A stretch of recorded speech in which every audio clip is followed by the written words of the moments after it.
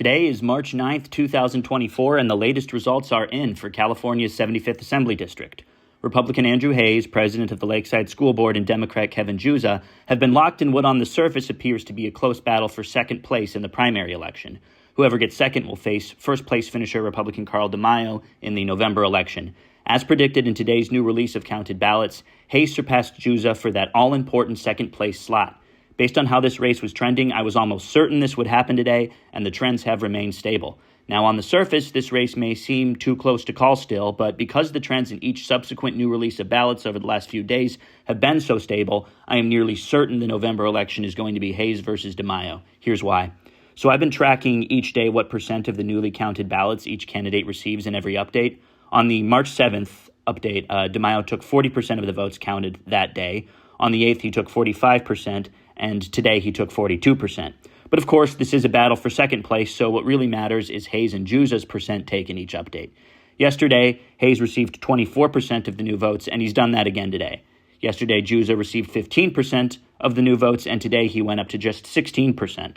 The counting in this election has been so stable, which is why I'm so confident the November race is going to be Hayes versus DeMaio.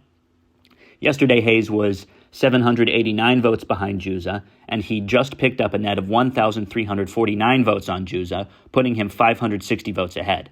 If these trends continue, Hayes' lead over Juza is just going to grow. Now, the ROV has told us they've counted 650,000 votes countywide and only have about 54,000 left to process. Countywide, we are 92% of the way finished. Let's look at the Assembly District, though. 118,000 have been counted in the district, which is about 18% of the countywide total. Given that there's 54,000 ballots left in the county to count, that means we have just under 10,000 ballots left to count in this race.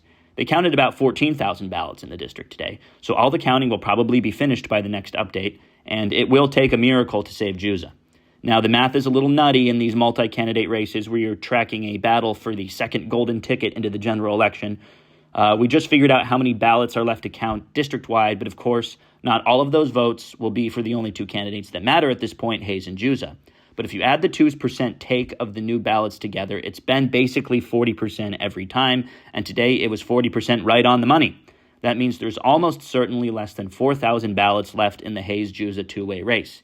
Yesterday, Hayes needed 54% of the estimated remaining votes in the two-way race to finish second, and today he got 60%. About what he got yesterday and way over what he needed to catch Juza. Now the tables have flipped, and Juza needs 57% of what's estimated to remain in the two-way race, and there's absolutely no indication that is going to happen. There need to be a dramatic reversal in the trend in what will likely be the final day of counting, and in the post-COVID election counting system in San Diego County, we just don't see those kinds of trend reversals.